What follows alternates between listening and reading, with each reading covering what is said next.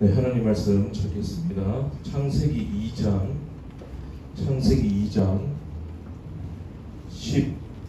15절부터 17절 읽고 3장으로 넘어가서 14절부터 19절까지 두 곳을 우리가 교독하도록 하겠습니다. 창세기 2장 15절부터 17절 교독하겠습니다. 여호와 하나님이 그 사람을 이끌어 에덴 동산에 두어 그것을 경작하며 지키게 하시고 여호와 하나님이 그 사람에게 명하여 이르시되 항상 각종 나무의 열매를 내가 일리로 먹되 선악을 알게 하는 나무의 열매는 먹지 말라. 내가 먹는 날에는 반드시 죽으리라 하시니라. 아멘. 창세기 3장 14절부터 19절까지 교독합니다. 여호와 하나님이 뱀에게 이르시되 내가 이렇게 하였으니 내가 모든 가축과 들의 모든 짐승보다 더욱 저주를 받아 배로 다니고 살아있는 동안 흙을 먹을지니라. 내가 너로 여자와 성하게 하고 그의 후손도 여자의 후손과 원수가 되게 하리니 여자의 후손은 내 머리를 상하게 할 것이요 너는 그의 발꿈치를 상하게 할 것이니라 하시고 또 여자에게 이르시되 내가 네게 임신하는 고통을 크게 더하리니 내가 수고하고 자식을 낳을 것이며 너는 남편을 원하고 남편은 너를 다스릴 것이니라 하시고 아담에게 이르시되 내가 내 아내의 말을 듣고 내가 내게 먹지 말라 한 나무의 열매를 먹었으니 땅은 너로 말미암아 저주를 받고 너는 내 평생에 수고하여야 그 소산을 먹으리라. 땅이 내게 가시덤불과 은근키를 낼 것이라. 내가 먹을 것은 밭의 채소인즉 내가 흙으로 돌아갈 때까지 얼굴에 땀을 흘려야 먹을 것을 먹으리니 내가 그것에서 취함을 입었습니다. 너는 흙이니 흙으로 돌아갈 것이라 하시니라. 아멘. 오늘은 소요리 문답 12번째 시간이죠. 12문입니다. 12문을 다 같이 한번 읽어보도록 하겠습니다. 시작. 사람이 창조되었던 상태에 있을 당시 하나님께서 그에게 시행하신 특별한 섭리는 무엇인가? 이 상태는 지위라고 보시면 돼요. 하나님이 인간에게 지위를 주셨어요. 만물을 다스릴 수 있는 지위. 그러니까 만물 위에 하나님 아래 만물을 다스릴 수 있는 그 대표와 지휘권을 주셨다. 답을 말해보겠습니다. 시작. 하나님께서 사람을 창조하셨을 때 완전한 순종을 조건으로 그와 생명의 언약을 체결하셔서 선악과를 먹는 것을 사망의 형벌에 근거하여 금지하셨습니다. 한마디로 말하면 그거예요. 하나님께서 행위 언약을 세우셨다. 행위 계약서를 작성하셔가지고 제시를 하신 거예요. 근데 사람이 동의를 했어요, 안 했어요? 그럼 좀 더 해주시면 감사하겠습니다. 아까 좀 전에 이렇게 더 나은 것 같아요. 예, 감사합니다. 행위 계약서를 딱 제시하셨어요. 그 행위 계약서에 뭐가 있어요? 만물을 다스려라. 몇 가지가 있어요. 그 7일째 쉰다, 안식에 대해서. 그리고 결혼해라. 그죠? 생육하고 번성해야 된다. 결혼해라. 첫 번째 분리를 말하는 거예요. 자기 익숙한 곳에서 떠나서 낯선 곳으로 하나님께 헌신하여라. 결혼은 뭐냐면 하나님께 드림이 되는 거예요. 그래서 둘이 한 몸을 이루게 되는 거예요. 저 지난 시간에 배웠죠. 한 사람과 한 여자예요. 그죠? 한 사람과 한 여자. 남자는 남자대로, 여자는 여자대로. 남자 한 사람, 여자 한 사람이 각기 자기 처소에서 떠나서 하나님의 영광과 하나님이 우리에게 창조하신 그 목적대로 헌신하기 위하여 첫 번째 분리하는 것이 결혼이에요. 부모가 부모를 떠나 그리고 두 사람이 한 몸이 되는 거예요. 그러므로 인해서 한 사람은 하나님의 뜻과 섭리를 받은 자이고 한 사람은 그것을 같이 이뤄나갈 수 있도록 돕는 자예요. 그래서 함께 하나님을 더욱 영광스럽게 살아갈 수 있단 말이에요. 그러니까 온전한 헌신. 그래서 그리스도를 우리가 그리스도의 신부라 그러잖아요. 하나님의 일을 돕는 자. 물론 우리가 예수님을 돕는다 그런 능력이 된다는 것이 아니라 하나님의 일에 예수 이름으로 동참이 된다는 말이에요. 예수 이름으로 우리가 예수님과 그 한 몸이 된다. 그래서 갈라디아 2장 20절에 예수님이 내 안에 사신다. 주님과 함께 사는 거. 근데 주님과 함께 사는 거는 아무나 함께 살 수 없잖아요. 하나님의 자녀가 되고 로마서 14장 말씀처럼 영원히 그리스도의 것이 되었을 때 사나 죽으나 그리스도의 것이 되었을 때 그런 자들만 예수와 함께 살고 또 그 표현을 요한복음 15장에 내 말이 너희 안에 거하고 너희가 내 안에 거하고 갈라디아 2장 20절에 내 안에 그리스도가 사신다. 그러니까 하나님이 통치하시고 그리스도가 우리를 통치하고 우리와 함께 사는 것, 그것을 우리가 그리스도의 신부라 그렇게 말하는 거예요. 그리스도와 함께 산다. 그러니까 예수님 이름으로 기도드립니다 하고 기도했잖아요, 그죠? 예수님 이름으로 기도드립니다 이 말은 지난번에 공부했어요. 기억나실지 모르겠지만 예수 이름으로, 그 이름으로 이 말은 예수 그리스도 안에서 이 말이에요. 예수 그리스도 안에서. 그리고 우리가 예수 이름으로 기도드립니다 이 말은 예수님 안에서 예수님의 이름으로 기도합니다 그런 뜻이에요. 그리스도 안에서 사는 것, 그게 그리스도의 신부다 이 말이에요. 영적으로도 결혼이라는 것은 영적인 결혼도 예수님과 한 몸이 되는 거, 연합되는 거. 결혼이 그런 제도라 이 말인 거죠. 또 지상에서 하나님 내신 그리스도를 대신하는 법칙으로 세우신 기관, 가정도 있지만 교회인 거예요. 교회, 우리 교회 지체 한 몸. 교회에서 이제 예를 들어서 이런 것도 있어요. 여기서 장로님 하다가 장기 주사님마다 다른 교회로 부득이하게 이제 뭐 서울에 있는 교회를 갔어요. 이게 그 임명을 하거든요. 임명이 말하면 조금 이제 강한 표현을 쓰면은 이혼 증서를 써주는 거예요. 말하자면 이 교회에서 부득이하게 분리돼서 나간 거예요. 나쁜 의도로 간 건 아니에요. 그래서 임명 그 청원서를 하게 되고 임명 서류를 써주게 됩니다. 그쪽 그 교회로 갑니다. 그렇게 해서 교회에서 합법적으로 그 사람을 받는 거예요. 그래서 장로님 불러주기도 하고. 우리 목회자도 마찬가지예요. 이쪽 지금 대구 노예인데 예를 들어서 뭐 서울 쪽으로 갔다. 그러면 서울에 갔으면 이제 거기에 임명 청원서를 써서 이제 대구 노예에다가 서울 어느 노예로 갔으니까 임명 청원서를 써주세요. 거기서 사역해야 되니까. 그러면 임명 청원서를 써주게 돼요. 그러면 정식적으로 거기에서 이제 목사는 그 교회, 서울의 어떤 교회에서 부모서 생활하지만 그 대구 노예에서 임명 청원서, 그 이혼 청원서를 써주게 되는 거예요. 거기서 이제 그리스도의 지체된 교회에서 네가 신부 노릇하고 사역을 해야 된다 그 말인 거예요. 뭐 그런 것들인데 어쨌든 간에 한 몸을 이루는 것, 교회 한 몸을 이루는 거예요. 그래서 교회는 내 마음대로 떠나고 이 교회 가서 내가 등록하고 저 교회 다니고 있어요. 그렇게 말할 수 없는 거예요. 원래는 말하고 거기서 합법적으로 청원서를 써줘야 되는 거예요. 그런 게 확실히 이루어져야 됩니다. 그러니까 이 교회관이라는 건데 뭐 여기 이걸 얘기하면은 한도 끝도 없는 것이고, 근데 결혼이라는 제도 또 하나는 뭐냐면은 노동이에요. 노동. 수고해야 된다. 처음에 하나님께서 아담을 지어 놓으시고 아담에게 일을 주셨어요. 회장님 일 주셨어요. 일 주셨잖아요. 다스려라. 일 주셨잖아. 그죠? 백수로 놀게 하신 게 아니라 자 내가 너를 나의 형상대로 만들었어. 네 마음대로 놀아라 하면서 이제 짐승 풀어넣지 풀어놓은 게 아니라 일을 주셨어요. 뭘 주셨어요? 쉬어라. 그렇지, 쉬어라 주셨고, 결혼해라. 그것도 일이죠. 그리고 만물을 다스려라. 땅에 충만하라. 그게 다스리라는 거예요. 다스리라는 거. 왜? 누구 거니까? 하나님 거니까. 하나님의 것을 하나님의 형상과 지혜로 지음받은 네가 하나님의 뜻을 헤아려서 하나님의 방법과 질서대로 어떻게 하면 하나님께 더 영광과 기쁨이 될 수 있을까? 그것을 네가 다스려라고 주신 거예요. 일을 주셨어요. 그죠? 일 주신 거예요. 그러면서 모든 것이 행위잖아요. 내 뜻대로 하여라. 그런데 처음에 이제 지음받은 이 아담이 죄가 있었어요? 없었어요? 없었죠. 없었는데 죄를 범함으로 말미암아 죄가 들어오게 되고 사망이 임하게 된 거잖아요. 그러면은 죄를 짓기 이전에 아담은 의인이었습니다. 깨끗했습니다. 그러니까 그에게 어떤 일을 맡겨도 부작용이 있었을까요? 없었을까요? 없었어요. 그러나 완전하신 분은 누구밖에 없어요? 영존하신 분, 하나님밖에 없어요. 하나님이 영원하신 하나님, 의로우신 하나님, 완전하신 하나님, 거룩하신 하나님이 사람을 아무리 영광스럽게 만들어도 그가 하나님이 될 수는 없는 거예요. 그러니까 완전하시고 온전하시고 영원하신 분은 하나님밖에 없는 거예요. 그 하나님이 만드신 피조물이라 할지라도 피조물은 하나님이 아니기 때문에 늘 위험성이 있습니다. 그래서 하나님 뭘 주셨어요? 행위의 언약을 주신 거예요. 내가 너희 계약서를 주겠다. 너 이 계약서대로 네가 살아가야 된다 이 말이에요. 이제 이해가 되시죠? 계약서를 주신 거예요. 어떤 계약서? 행위 계약서. 이것을 신학적으로 말하면 행위 언약이라 그럽니다.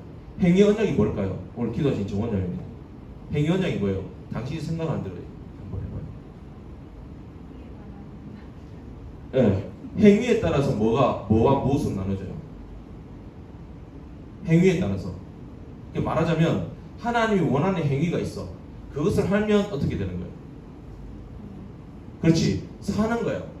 살고 사는 것뿐만 아니라 그 하나님의 생명력과 지혜를 가진 그 아담에게 그 하나님의 생명력이 점점 더 풍성해지는 거예요. 풍성해져서 한없이 지혜롭고 한없이 하나님을 더 영화롭게 할 수 있는 거예요. 그런데 그 행위, 하나님이 원하시는 행위, 또 싫어하시는 행위가 있잖아요. 그 두 가지입니다. 하나님이 원하시는 행위를 하지 않거나 하나님이 금하신 행위를 하게 되어서 하나님의 금지하신 것을 깨버렸을 때 어떻게 되는 거예요? 죽는 거예요. 영원한 사망. 죽는 것으로 끝나는 것이 아니라 영원히 하나님을 욕되게 하는 거예요. 그래서 그 죽음의 상태가 육체적으로도 흙으로 돌아가는 게 있지만 에베소 2장 말씀처럼 그때 너희가 그 죽음 아래에서 죄악 안에서 열렬하게 그 노예로 활동을 했다라는 거예요. 죽었는데 활동을 해요. 어디 아래에서? 저주 아래에서, 하나님의 진노 아래에서, 사망 아래에서. 죽음으로 끝난 것이 아니라 더욱더 계속해서 하나님을 끝없이 욕되게 만들고 끝없이 하나님을 대적하는 상태가 되는 거예요. 그걸 끝없는 그 사망의 고통에 매여서 그냥 죽어가는 거예요. 그 영원한 형벌, 지옥에 갔었을 때는 그냥 육체적으로 숨이 떨어서 죽지 않잖아요. 구더기도 죽지 않는다. 왜 구더기도 죽지 않냐고 구약에 나와 있냐면 구더기도 불이 안 탄다 이런 말이 아니라 그 지옥의 쓰레기장에, 말하자면 이해하세요. 지옥의 그 쓰레기장에 죄인들이 계속 차니까 구더기가 계속 일어난다 이 말이에요. 그러니까 그런 곳이다 이 말이에요. 그런 곳, 영원한 죽음. 이 행위언약이에요. 그 행위언약 중에 핵심적인 것이 뭐냐면 선악을 알게 하는 나무입니다. 자, 조금 뒤에 설명을 할게요. 제가 사실은 어제 집에 가서 그 설교 원고를 쳤어요. 한 8장을 쭉 쳐나갔어요. 아, 오늘 잘 된다 그랬는데 뭐 이제 중간에 지우는 선 있잖아요. 뭐 그게 안 없어지는 거예요. 그러다가 뭐 지우가 지우 뭐 툭 눌러버렸어요. 그게 날아가 버렸어. 저장도 안 돼서. 와, 화가 나서 다시 치려고 하니까 뭐 힘들고 어차피 그 말하는 사람이니까 말로 하면 되겠다 싶어서 너무 스트레스 받아서 견딜 수 없어서 지우하고 제 아내 데리고 백화점 가서 쇼핑하고 왔어요. 그래서 지금 제가 뭐 숙지는 되어 있는데 하다가 이렇게 질문을 많이 할 수 있어요. 대답을 적극적으로 하면 공부가 잘 됩니다. 자, 하나님께서 이제 행위 언약을 맺으실 때 아담과 협의하에 맺으셨어요? 대답해 주세요. 괜찮아요. 뭐 손 올라가고 이런 거 아니에요, 그렇죠? 자, 하나님이 아담과 계약을 맺으신 행위 언약을, 행위 계약서를 작성하실 때 그 아담과 협의를 하셨어요? 전혀 안 하셨어요. 일방적으로. 이걸 뭐라 그래요? 하나님의 뭐라 그래요? 두 가지. 하나님의 주권. 하나님의 주권이에요. 주권. 그러면 하나님이 아담 보고 내가 널 창조할까 말까 물어본 적이 없어요. 그죠? 그리고 뭐 다른 동물들이 사람이 있었으면 좋겠다 뭐 이런 걸 보시고 동물들이 전에끼리 사는 것이 좋지 못함을 보시고 내가 그를 위하여 관리하는 아담을 지으리라 뭐 이렇게 하셨어요? 아니에요. 하나님 뭐 만물을 창조하실 때도 자기의 기쁘신 뜻대로 창조하신 거예요. 자기의 기쁘신 뜻대로 창조하셨고 그 아름다운 그 에덴 동산, 유토피아 같잖아요. 그 에덴 동산, 만물이 풍성한 그 에덴 동산에 사람을 지어서 거기 두신 거예요. 사람을 나 만들어 달라고 요청한 적도 없는데 그 사람을 하나님 형상으로 지혜롭게 만들었어요. 아름답게. 그 영광스럽게 만들어 놓고는 그냥 두신 것이 아니라 그 완벽한 에덴 동산에 두시고 그것을 관리하고 세상을 다스리도록 하셨어요. 그런 지위, 아까 말씀드렸죠? 상태, 지위를 주셨단 말이에요. 지위를 주시고 이 모든 것들을 네가 다스리고 동산에 좋은 과실 실과들이 있다. 네가 임의로 다 먹어라 하셨어요. 그것조차 주셨어요. 물어본 것이 아니라. 근데 또 한 가지 물어보지도 않고 하신 것이 있어요. 동산 중앙에 선악을 알게 하는 나무를 세워두셨어요. 세워두시고 너 이거 먹지 말아라. 먹는 날에는 정령 죽으리라 말씀을 하셨어요. 하나님 금지하셨죠. 그것조차 아담아 네가 이거 지킬 수 있겠느냐 물어보시지 않으셨어요. 그냥 명령하셨어요. 그러니까 아담이 동의했어요, 안 했어요? 동의는 안 했는데 동의가 된 거예요. 그러니까 하나님 자기가 쓰시고 자기가 사인하신 거예요. 그 사인하실 때 아담 손을 끄집어다가 그냥 강제로 사인하신 거예요. 그 아담은 그걸 이거 안 돼요, 못 지켜요. 아니오라고 했어요, 안 했어요? 아니오라고 못 했어요. 왜 아니오라고 못 했을까요? 그 피조물이니까. 사람의 관계도 봤을 때 어떤 사람이 압도적으로 지혜로운 사람이 있습니다. 압도적으로 지혜로워요. 그 은빈 자매 같은 경우는 그 교수님에게 레슨 받기도 하잖아요. 레슨을 받을 때 교수님 그거 아니에요, 못해요 라고 할 수 있어요, 없어요? 못하죠. 그렇게 가르치시는 거 아니에요, 뭐 이렇게 할 수 있어요, 없어요? 그건 저에게 무리예요. 있어요, 없어요? 못해요. 왜? 자, 이건 지위를 말하는 거지만 하나님과 인간의 관계 속에서도 하나님 무한히 지혜롭고 만물의 주인이 되시고 창조주 하나님 영원하신 분이에요. 그 압도적인 지혜 앞에 인간이 감히 아니오라고 못하는 거예요. 그냥 압도적인 지혜 앞에는 그대로 수긍할 수밖에 없는 거예요. 그러니까 아담이 무한히 지혜로웠는데도 하나님이 말씀하신 그 세계가 너무 압도적인 거예요. 그러니까 반박을 못하는 거예요. 반박을. 아니오라고 못하는 거예요. 하나님 다 옳습니다. 자, 시편 145편 한번 찾아볼게요. 한번 찾아봅시다. 뭐 성경 많이 찾지는 않을게요. 시편 145편. 휴대폰으로 찾아도 좋습니다. 145편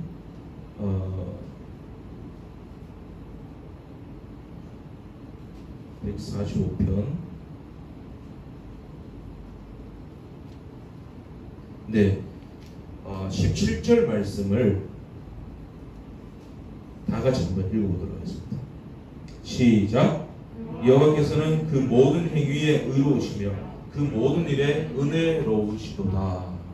자, 하나님이 계약서를 제출하셨는데 일방적으로 계약하시고 일방적으로 아담에게 너 지켜라고 말씀하셨어요. 근데 아담이 아니오라고 대답을 못했어요. 그럼 동의가 된 거예요. 근데 하나님 왜 그러시는가? 이유가 여기 있어요. 성경은 뭐라 말해요? 하나님께서는 그 모든 행위에 의로우시며 그 모든 일에 은혜로우시거든. 그러니까 하나님은 의로우세요. 하나님이시고 옳으신 거예요. 이거를 아담이, 그 지혜로운 아담이 알았다는 거예요. 행위 언약이에요. 그럼 네, 하나님 선악을 알게 하는 나무 내가 안 먹겠습니다. 대답은 안 했지만 그냥 적용이 된 거예요. 이게 행위 계약서입니다. 그런데 이 계약서를 왜 하나님이 쓰셨을까요? 아까도 말씀드렸어요. 영원하시고 완전하신 분, 거룩하신 분은 하나님밖에 없어요. 그 하나님께서 만드신 피조물이라 할지라도 이 피조물은 하나님이 아니기 때문에 이 의로운 존재도 언젠가 피조물의 한계를 벗어나지 못해 넘어질 수 있다는 거예요. 그래서 하나님 어떻게 하셨어요? 너희 주인은 나라는 걸 알아라. 내 뜻대로 네가 통치하는 걸 알아라. 그럼 내가 제시하는 그 계약서대로 방향대로 네가 가야 더욱더 복되어지고 지혜로워지고 생명이 풍성해진다. 그러나 이 계약을 어길 시에는 너는 반드시 죽는다. 근데 이 계약이 없다고 생각해 보세요. 아담 보고 다 줬으니까 네가 다 먹고 살아라. 사람이 어떻게 되겠어요? 아담이 더 빨리 넘어집니다. 다 내 거. 다 내 거. 그러니까 우리가 바른 길로 가기 위해서는 뭐가 있어야 돼요? 길이나 있으면 길다운 길로 가려면 어떻게 돼요? 길로 가다가 길에 막힌 부분이 있어야지. 꺾이는 부분. 꺾이는 부분이 있어야 아, 꺾이는 부분은 벽이구나. 이 벽을 지나면 뭐가 있어요? 딱 낭떠러지가 있는 거예요. 낭떠러지. 이 벽이 왜 존재하는 거야? 벽 뚫고 난 가버릴 거야. 그러다 낭떠러지에 떨어진 것이 선악과 당한 거예요. 그 벽이 있으면 어떻게 해야 돼요? 아, 여기 벽이구나. 옆으로 나 있구나. 이 길로 가는 거예요. 내가 예전에도 말씀드렸죠. 비행기를 타고 갈 때 그 이제 비행기가 공중에서 날아가면 속도를 잘 못 느끼잖아요. 근데 기류를 만나든지 그럴 때 아, 우리가 가고 있구나. 또 날아갈 때 밤에는 잘 모르는데 낮에는 이렇게 창문으로 보게 되면 이제 구름이 좀 지나가고 그죠? 이륙을 해서 갈 때 이제 점점 이 대지가 작아지잖아요, 건물들이. 아, 그러면 지금 비행기가 가고 있구나. 알고 있잖아요. 내가 지금 바로 가고 있다. 뭘로 알 수 있어요? 뭘로 알 수 있어요? 아담이 모든 것이 하나님 주셨는데 내가 하나님 뜻대로 가고 있는가? 하나님을 두려워하고 있는가? 하나님을 경외하는 마음이 나에게 있는가? 선한 걸 보면서 아, 동산 중앙에 두셨다 그랬죠? 늘 보는 거예요. 눈만 뜨면 보는 거예요. 이거 동산 나무에 있는 선악과의 독이 든 것이 아니라 선악과를 지명하셔서 맺으신 행위 언약을 맺으신 하나님의 말씀을 생각하고 하나님을 기억하고 두려워하여서 아, 이 모든 것들은 하나님의 방법대로 통치해야 된다. 그렇게 지혜롭게 해나갈 수 있었다는 것이에요. 그런데 거기에도 이제 사탄이 들어와서 이제 사람을 넘어뜨린 거예요. 죄를 짓게 만든 거죠. 그러나 야고보서 1장에 뭐라고 말씀하냐면 사탄 때문에 죄진 것이 아니라 사람이 죄를 짓는 것, 시험 받는 것은 자기 욕심에 이끌려 미혹된다는 거예요. 사탄이 시험하는 것조차 허용이 되었던 거예요. 에덴 동산에. 하나님께서 사탄이 시험하지 못하도록 막을 수도 있었잖아요. 못 들어와. 그런 것조차도 허용하십니다. 왜? 시험하려고 그런 것이 아니라 하나님이 이미 그에게 말씀하시고 무한한 지혜를 주셨기 때문에 자유의지로서 능히 이겨내길 바라신 거예요. 그러나 피조물의 한계가 자기 욕심에 이끌려 미혹되어 넘어지게 되었다. 죄를 지었다. 맛있어 보인다, 탐스럽다, 여기까지는 죄로 규정하지 않으셨어요. 하나님 말씀대로 죄를 규정하신 거예요. 네가 먹는 날에는 죽으리라. 먹는 날에는 그 죄가 된다 말씀을 안 하셨어요. 죄가 뭔지를 모르니까. 그죠? 죄가 뭔지 모르니까. 또 하나님께서도 죄가 뭔지 모르신 분이에요. 죄가 뭔지 모른다. 왜? 죄가 없으신 분이다. 하나님이 죄다 이렇게 말씀하지 않으시고 이거 먹으면 죽는다. 죽었는데 죽는다. 먹으니까 뭐가 들어오게 된 거예요? 죄라는 이상한 게 들어오게 된 거예요. 그 죄의 삭은 사망이 된 거예요. 하나님 다 알고 계셨던 거죠. 조금 복잡하죠? 복잡하죠? 자, 이렇게 하나님의 주권적인 섭리하에 아담에게 계약서, 행위 계약서를 맺으셨는데 아담이 지키지 못했습니다. 그러면 약속대로 죽어야 되잖아요. 네, 죽습니다. 흙으로 돌아갑니다.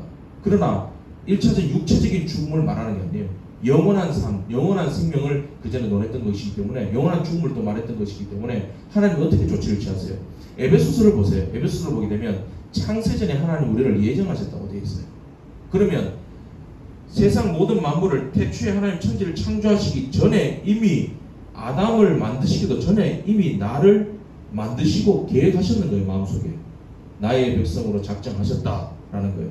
인간이 죄 짓는 까지 다 보셨는 거예요. 죄 짓는 걸 알고 창조하셨다 이게 아니라 하나님의 지혜를 알게 되면 그 시간적인 개념이 아니에요. 하나님은 100년 전이든 1000년 전이든 4000년 전이든 뭐 200년 후든 한꺼번에 보고 계시는 거예요. 지금 아담의 그 선악과 땅곡하는 것도 지금 내가 지금 사는 것도 한꺼번에 보고 계시는 거예요. 이게 하나님의 지혜니까 알 수 있는 거예요. 그런데 하나님이 천지 만물을 창조하실 때 시간과 공간도 창조하신 거예요. 그죠? 그래서 역사를 흘러가시는 거지. 그래서 하나님은 천년을 하루같이, 하루를 천년처럼 그렇게 사시고, 하나님은 시건치 않으시고 지루해하지 않으시고 무한한 인내를 가지고 계시고 하나님이시니까 한꺼번에 보고 계십니다.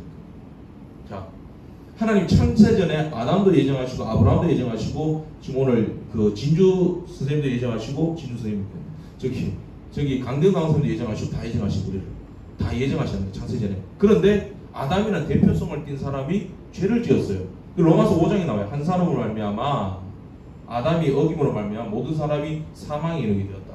그러면 하나님이 창세전에 예정한 사람 아담, 인류의 대표 아담이 넘어짐으로 말미암아 이제 다 죽어야 되잖아요. 다 영원한 지옥 형벌에 처해야 되잖아요.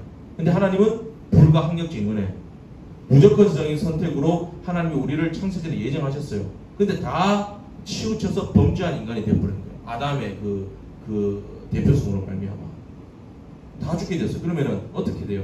하나님의 능력이 부족한 게 되는 것이냐? 그렇게 볼 수도 있게 되는 거예요. 하나님의 뜻을 다 이루지 못하게 되는 거예요. 그래서 하나님이 어떻게 하시느냐? 불가항력적인 은혜를 발동하시는 거예요. 그 불가항력적인 은혜를 언제 발동하시느냐? 바로 은혜 계약서를 바로 작성하십니다. 죄 짓자마자 네가 어디 있느냐? 흙으로 돌아가리라, 죽으리라 하셨는데 바로 은혜 계약서를 쓰십니다. 그게 어디냐면 아까 읽었죠? 창세기 3장이에요. 창세기 3장 보면서 한번 질문하고 답했으면 좋겠어요. 창세기 3장 14절에 하나님이 은혜 계약서를 지금 바로 작성하십니다. 행위 계약서 찢어버리시고 은혜 계약서를 작성하세요. 14절에 보면 은혜 계약서의 항목이 뭐가 있느냐? 14절에 보면 하나님이 뱀 보고 말하죠. 뱀 사탄입니다. 뱀이 사탄을 대표하는 그 존재입니다. 하나님이 뱀 사탄에게 이르시되 너는 더욱 저주를 받아. 이제 뱀에게 뭐라 하시냐면 저주하시는 거예요. 하나님이 사탄의 나라에 저주하신 거예요. 15절 말씀에 내가 너로 뱀으로 사탄으로 여자와 원수가 되게 하고. 자, 이게 무슨 말이냐면 여자와 원수가 왜 되게 하세요? 여자의 후손은 누가 오세요? 예수님이 오신 거예요. 그러면 이 뱀 사탄이 누구의 원수가 되는 거예요? 예수님의 원수가 되는 거예요. 그럼 예수 안에 있는 우리들과 원수가 되는 거예요. 즉 하나님이 무슨 말씀하냐면 제일 처음으로 하나님이 먼저 사탄을 적으로 간주합니다. 그러면 예수님이 누구와 싸우신 거예요? 사탄의 나라와 싸우시러 오신 거예요. 사탄은 우리를 자꾸 죄짓도록 만드는 거예요. 우리 성도들은 누구랑 싸우는 거예요 지금? 그러면 예수 안에 있는 우리들은 결국 우리의 싸움은 혈과 육이 아니고 공중권세 잡은 자 에베소서 2장에 사탄의 나라와의 싸움이에요. 교회 안에서도 사탄이 광명한 천사로 나타나서 뒤에서 조정하고 목사인 척하고 장로인 척하고 직분자인 척하고 선한 척하고 하나님 사탄을 적으로 간주합니다. 내가 너를 여자와 원수 되게 하고 내가 너를 원수로 적으로 간주한다. 그리고 그 다음에 보세요. 내 후손도 여자의 후손과 원수가 되게 하리라. 자, 후손 대 싸움으로 발전해 나갑니다. 그죠? 여자의 후손 대 뱀의 후손, 사탄의 나라. 후손이라는 것은 사탄의 백성이라는 뜻이죠. 여자의 후손, 하나님 나라의 백성 쭉 나올 거니까. 그럼 어떻게 되는 거예요? 사탄의 나라는 엄청난 후손과 권세를 가지고 있습니다. 사탄의 나라에는 엄청난 조직으로 결성되어 있습니다. 사탄은 하나밖에 없어요. 밑에 뿌리는 악한 귀신들이 있는 거지. 귀신들이 말하자면 소충수도 있고 뭐 대포 쏘는 것도 있고 화학병기도 있고 정신병도 있고 보병도 있고 탱크 모는 애들도 있고 쭉 다 있는 거예요. 사탄의 나라와 조직과 군대가 엄청나다는 거예요. 그리고 그 다음에 여자의 후손 예수 그리스도 안에 있는 하나님의 나라의 군대가 있어요. 그 누구예요? 하나님 나라 백성. 지상의 교회를 말합니다. 교회 안에도 가짜가 있지. 사탄의 군대가 포진되어 있죠. 적자들이 참 성도를 말합니다. 거대한 대공끼리의 군대의 싸움이라는 거예요. 여러분, 나 혼자만의 싸움이 아니라는 거예요. 나의 싸움은 내가 세상에 나가서 믿음을 지키잖아요. 나 혼자만의 싸움이 아니라 하나님 나라와 사탄의 나라와의 싸움이에요. 예수님은 그 싸움을 사셨다. 그 다음에 15절에 보면 여자의 후손은 너의 머리를 상하게 할 것이고 너는 그의 발꿈치를 상하게 할 것이다. 이게 뭐냐면 전면전을 말하는 거예요. 여자의 후손은 너의 머리를 예수님이 사탄의 머리를 박살내본다는 거예요. 사탄이 인간이 죄지어가지고 하나님 택한 자들, 창세전에 예정한 자들 다 이제 치우쳐 범죄를 했어요. 그래서 전부 좋아가지고 깨춤을 추는 거예요. 사탄이 다 죽었다. 우리가 성도가 고난받을 때 낙심해가지고 하나님이 없는 것 같아요. 다 그냥 치워버리고 싶어요. 이럴 때 사탄이 깨춤을 좋았다. 그런데 하나님은 불가항력적인 은혜, 그리고 성도의 견인, 하나님이 불가항력적인 은혜, 사람의 행위로서 모든 걸 깨버렸는데 죄인은 그 행위 언약을 만회할 수 있는 기회가 전혀 없습니다. 어떻게? 우리가 죄인 되었을 때 도저히 있을 수 없는 놀라운 구원을 은혜 계약서에 작성하신 대로 예수님 보내가지고 사탄의 머리 박살내버리고 우리를 구원하신 거예요. 지금도 그게 적용되는 거예요. 불가항력적인 은혜. 성도가 고난받아 낙심할 수도 있고 막 치우칠 수도 있어요. 그러나 우리 지금 누구 안에 있어요? 은혜 계약서 안에 있다니까. 예수님 안에 있다니까요. 그러니까 하나님이 결국에는 깨닫게 하시고 고난 가운데서도 뭐 깨닫게 하시고 눈물 흘리게 하시고 그러다가 말씀 주시고 결국에 이렇게 세워서 하나님이 원하신 길대로 가도록 만드셔요. 기쁨으로 승리하도록. 그러니까 우리의 싸움이 뭐냐면 전면전이에요. 절대 피하지 마십시오. 고난이 왔을 때 고난을 물리쳐 주세요. 그 기도할 수 있어요. 이길 힘을 주옵소서. 예수님 십자가 이기시고 마귀의 머리 박살내셨듯이 그 고난은 우리의 발 뒤꿈치를 상하게 해요. 발 뒤꿈치에 봉화지경 걸리게 한다고. 뒤꿈치가 까졌어요. 왜 뒤꿈치 왜 까져요? 걸어가지 못하더라고요. 근데 에베소서 6장에 평안의 복음에 예비한 신을 신고 복음의 신을 신고 신발 갈아 신으면 된다니까요. 우리가 말씀의 신발, 하나님의 약속의 말씀, 내 주와 맺은 언약은 영불변하시니 예수님 말씀 평안의 복음에 예비한 신을 신고 뒤꿈치 털어버리고 걸어갈 수 있다. 은혜의 계약서. 16절에 보면 여자에게 이르시되 내가 너에게 임신하는 고통을 크게 더하리라. 그 죽으리라 그랬는데 자손이 나오게 하시잖아요. 근데 이 여자의 후손이 자손이 나오는 누가 나와요? 예수님이 나오잖아요. 그런데 수고하여서 고통 중에 낳게 된다. 성도의 삶이 이제 하나님이 완전히 죽이신 것이 아니라 예수 그리스도가 나오게 하셔서 사망에서 생명을 옮겨버리시는 거예요. 근데 그 옮기는 과정이 십자가가 있다. 믿음을 지켜내기가 어렵다. 후손이 나오지만 은혜 안에 살기가 어렵다. 고난이 많다. 그러나 결국에는 여자의 후손 예수님 제2의 둘째 아담이 오셔서 모든 걸 해결하실 것이다. 십자가. 우리의 고난이 있다는 거예요. 우리의 법적으로는요. 우리의 행위 보면 오늘 그 기도하는 정원자매 기도했지만 하나님 우리가 하나님 뜻대로 순종하지 못하는 것이 많습니다. 말씀대로 순종하지 못한 것이 많습니다. 회개해야 돼요. 회개해야 되는 거 맞아요. 그런데 우리가 제대로 못 사는 게 당연한 거 아니에요? 우리가 행위 언약에 이미 실패한 자들이에요. 하나님 말씀대로 우리도 다 순종할 수 있어요? 못합니다. 지금 안 그래요? 나 순종 못했어요. 내가 지금 수없이 많이 어겼단 말이에요. 원고도 그냥 없이 설교하고. 그죠? 그러니까 이게 지금 있단 말이에요. 그런데 그걸 누가 해결해 주시는 거예요? 예수 이름으로. 예수님 안에 있을 때 주님 용서해 주세요. 그 예수님 보시고 온전히 순종한 것으로 회개한 걸 보시고 예수 이름으로 회개한 걸 보시고 온전히 순종한 것으로 하나님이 인정해 주시는 거예요. 죄 없이 실질적으로 이만큼 쌓여 있는데 죄 없이 해주시고 너 오늘도 새롭게 출발할 수 있다. 근데 그 싸움이 힘든 거예요. 그러나 결국에는 후손이 나올 것이다. 재밌죠? 재미없어요? 아, 재미없구나. 그 16절에 보면 17절에도 보면 남편이 아담이 이르되 너도 이제 땅이 네 평생에 수고하여야 그 소산을 먹을 것이다. 살 길이 또 열려 있잖아요. 그죠? 살 길. 예수 안에서 살아갈 때 세상 사람들은 지금 수고하고 먹는 것 자체가 결국에는 18절 흙으로 돌아가는 것으로 끝이 나요. 19절에 흙으로 돌아가는 거. 영원의 행보로 간다 이 말이에요. 그런데 아담 하나님 택한 백성은 수고하여서 열매를 얻는다. 믿음으로 살면서 네가 먹기도 하고 나아간다. 살 길을 얻는다. 예수 안에서. 그리고 마지막에는 뭐냐? 부활의 영광. 하나님 자녀로서 그 생명으로 네가 살게 된다. 그걸 지금 계속 보여주고 있는 거예요. 은혜 계약서의 핵심은 뭐냐? 예수님 보내시겠다. 여자의 후손을 보내시겠다. 여자의 후손을 보내서 너와 싸우겠다 이 말이에요. 싸워서 십자가로 이겨서 너희들을 구원하겠다 이 말씀입니다. 그래서 행위 계약서 찢어버리고 하나님이 은혜 계약서를 다시 써서 여기서도 역시 네가 할 거 없어. 서명은 누가 해요? 예수님이 하십니다. 은혜 계약서 예수 보낼 거야. 누가 서명하지? 예수님이 십자가의 보혈로 서명하십니다. 그리고 이 계약서는 밑에 약관이 딱 돼 있어요. 누구에게 적용되느냐? 창세전에 하나님 택한 백성 우리들에게 적용이 됩니다. 내가 세상 모든 죄를 짊어지고 이들의 죄를 짊어지고 하나님 백성의 죄를 짊어지고 십자가에서 다 해결할 겁니다. 단번에. 히브리서 9장 말씀처럼 다 해결해 버릴 거다. 내가 할 거예요.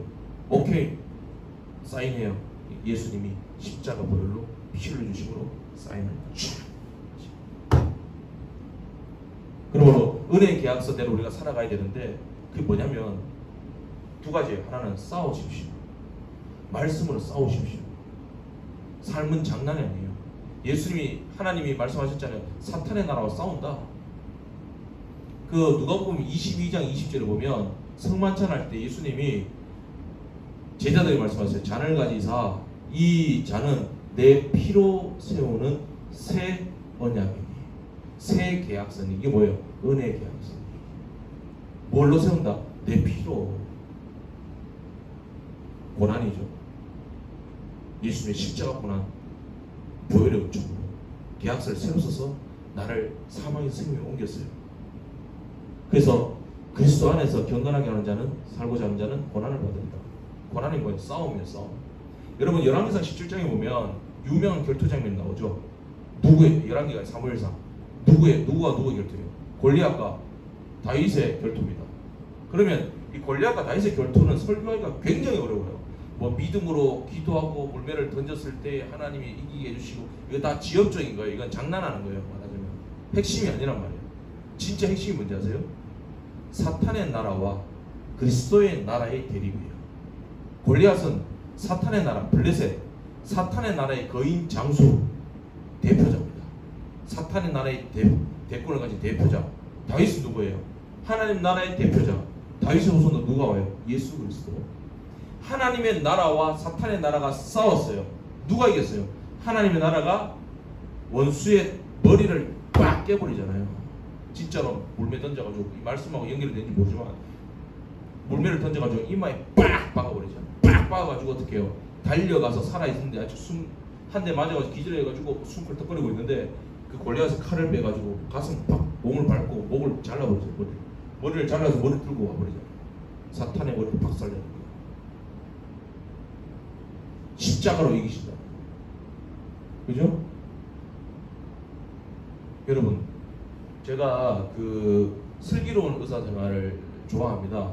몇 번 봤는데 왜 그러냐면 슬기로운 의사생활 보고 있죠. 안 보는 사람도 있겠지만 내가 왜 그걸 왜 좋아하냐면요. 그런 의사, 죄송합니다만은 그런 의사 선생님들이 없잖아요. 없죠. 막 공감해주고 울어주고 막, 그죠? 뭐 애기한테 사정 다 알아주고 그런 진심어린 사람이 잘 없어요. 없는데 어떻게 생각하시면 난 그런 목사가 되고 싶었는데. 여러분 뭐 물어보셔도 돼요. 나 열심히 신방 돌았습니다. 교육할 때 정말 불쌍한 사람들 많아요. 정말 열심히 신방 돌았습니다. 그냥 가서 막 뭐 사인하고 체크하고 이런 게 아니라 뭐 힘들 때도 있지만 그 사람들의 아픔들이 많더라고요. 나 그런 사람 되고 싶었다. 물론 다 하지 못했지만. 근데 몰라요. 물어보세요. 뭐 신방 김동 목사 어떻게 했는가. 정말 열심히 했어요. 이런 말씀들이 좀 그런데. 근데 거기 보면 그런 사람이 되어야 되잖아요. 맞습니다. 근데 거기 보면 그 제가 몇 회인지 모르겠는데 이 2에 2 기억이 남는 장면이 있어요. 거기 보면 그 정미도가 이제 최송화잖아요. 신경과 그 교수잖아요. 그 최송화가 있고 뭐 거기 레지던트가 있고 여자 레지던트가 있는데 다말머리 레지던트가 있고 또 보면 그 펠로우라 그러나 그 위에 펠로우가 있잖아요. 펠로우가 뭐 이제 시술인가 수술 잘못해서 혈관 쪽에 잘못했는데 자기 실수 인정하기 싫으니까 얘 레지던트 보니까 자기 선배가 지금 뭐 농땡이 치고 있거든. 잘못했거든요. 그래서 이러면 안 됩니다. 이런 짓은 CT 찍어봐야 되고 이래야 됩니다라고 얘기를 계속해요. 그러니까 자기 잘못을 인정하기 싫으니까 이 펠로우가 됐다 가만히 있으라고 뒀다가 나중에 이제 일 터져요. 이 레지던트가 급하게 전화를 해요. 펠로우에게 지금 해서 빨리 CT 찍고 해야 된다고 그러니까 뭐 일단은 기다려보고 뭐 교수님한테 뭐 이러니까 막 막말해버려요. 정말 해야 되는데 그래! 그러버리니까 그걸 빨리 조치를 취하고 교수를 불러가지고 해결이 됐어요. 근데 이제 남는 건 그거예요. 이 레지가 그 펠로우에게 말 함부로 했다는 거예요. 대들고 선배한테 잘못했다는 거예요. 그걸 이제 최송화한테 가서 얘기를 하는 거예요. 최송화가 뭐라고 얘기하냐면 네가 잘못했어. 그러니까 이 레지가 뭐라고 얘기했냐면 맞아요. 제가 그렇게 말한 건 아니었는데 최송화가 뭐라고 말하냐면 그게 아니라 더 싸웠어야지. 더 싸웠어야지. 물러서지 말고 네 판단이 맞았다고 생각하면 그게 옳은 일이면 더 싸웠어야지. 네가 더 싸우지 않고 지체하는 바람에 그 환자의 상태가 더 나빠진 거잖아. 앞으로 더 싸워. 더 적극적으로. 여러분 한국교회 목회자는 바른 말 해야 됩니다. 여러분 지금 싸우셔야 돼요. 우리는 애들이기 때문에 젊은이기 때문에 어른들 눈치 보기 때문에 물론 경거망동에 하면 안 되지만 지혜롭게 싸워야 되지만 하나님 말씀이 하는 것이 교회에 보인다. 세상에 보인다. 프로테스탄트가 있어야 됩니다. 한가하면서 나가야 돼요. 이거는 아닙니다 라고 얘기할 수 있어요. 예배를 가로막고 회의를 하고 있다. 이건 아닙니다 라고 얘기할 수 있어요. 그런 게 없었습니다. 왜? 그렇게 말하면 목회자들이 다 잘리거든. 그런 시대를 살아가고 있어요. 목사는 뭐 하는 사람이에요? 말하는 사람이에요. 여러분 직장에 나갔을 때 이게 하나님의 방법이 아니다. 내가 배운 하나님의 질서가 아니다. 소금이 뭐예요? 소금이 그 음식과 그 냄새와 싸우는 거잖아요. 결국 싸워서 이기니까 부패가 방지되는 것이고 싸워서 이기니까 소금이 짠맛을 내는 거잖아요. 소금은 싸우는 거예요. 싸우는 건데 싸움을 이기고 해서 그게 생선이나 고기가 소멸되느냐 썩어지 아니잖아요. 생선 맛이 더 나잖아요. 여러분 음악하시면 성악으로 가서 정지회로 가서 의료계로 가서 뭐 교육계로 가서 하나님의 말씀대로 뭐 그냥 성질보로 싸우는 것이 아니라 싸워나가셔야 돼요. 선한 싸움을 싸워나가셔야 돼요. 생명 걸고 하나님 말씀대로 난 소금이야. 싸워나가셔야 돼요. 하나님의 질서가 이게 아니다. 내용을 받는다. 타협한다. 거짓이다. 아니다 하실 수 있어요. 목이 칼이 들어와요. 그런 사람들이 정치를 해야 됩니다. 그럴 때 썩지 않아요. 그리고 오히려 그러면 다 끝날 것 같지만 그것이 오히려 소금에 의해서 맛을 내기 시작합니다. 고기가 갈비찜에 갈비찜 나와지고 생선찜에 생선찜 나와지고 그게 소금이에요. 교회 안에서도 여러분 신앙생활 앞으로 여러분들이 권사님, 집사님, 장로님 다 하셔야 돼요. 하나님의 교회의 이론들입니다. 어른과 자녀 차별되지 않아요. 존귀한 하나님의 지체들입니다. 선한 싸움을 싸워가시고 교회에 바른 질서를 세워가셔야 돼요. 후배들 바로 가르치셔야 돼요. 자녀들 낳거든 바른 신앙을 가르쳐야 돼요. 예배 중심, 하나님 중심, 성경 중심, 교회 중심. 또 한 가지는 순종을 배우십시오. 순종. 우리가 은혜 안에서 살기 때문에 은혜로만 다 된다 아니잖아요. 은혜 안에서 살기 때문에 주님을 사랑하는 그 사랑을 깨달았기 때문에 마치 행위 언약에 매여 있는 것처럼 행위 언약을 잘 지키게 됩니다. 무슨 말이냐면 야고보서에 보세요. 그 행함이 없는 믿음은 그 자체가 죽은 것이다. 그 왜 행함을 강조해요? 예수 믿는 사람이면 하나님이 기뻐하신 뜻대로 행한다는 거예요. 행위 언약에 매여서 이제 못 지키면 죽는다, 이거 지켜 산다 이런 게 아니라, 노예가 아니라 주님의 큰 사랑을 믿고 놀라우신 은혜를 입었기 때문에 내가 자원하는 마음, 내가 기뻐하는 마음으로 주님 앞에 헌상도 드리고 예배도 드리고 선한 싸움도 쌓아나가고 말씀대로 지키고 순종한다. 근데 아까 기도했다시피 하나님의 말씀대로 다 순종하거나 그 뜻대로 행하지 못했습니다. 그럴 수밖에 없어요. 그러나 한 장만 찾아봅시다. 요한복음 8장. 요한복음 8장에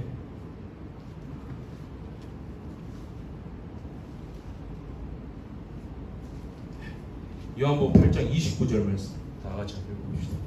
요한복음 8장 29절 말씀 다 같이 읽겠습니다. 시작. 나를 보내신 이가 나와 함께 하시도다. 나는 항상 그가 기뻐하시는 일을 행함으로 나를 혼자 두지 아니하셨느니라. 이 나가 누구예요? 예수님이에요. 예수님을 보내신 하나님이 나와 함께 하신다. 근데 이 예수님은 둘째 아담은, 자 고린도전서 15장에 보게 되면 45절 이하의 말씀을 보게 되면 첫째 아담은 그 생명이라, 둘째 아담 예수님은 살리는 영이라, 살려주는 영이라. 46절에 첫째 아담은 육에 속한 자라 실패했다. 둘째 아담은 신령한 하나님이다. 선물을 주셨다. 생명을 주셨다. 이렇게 말씀하고 있어요.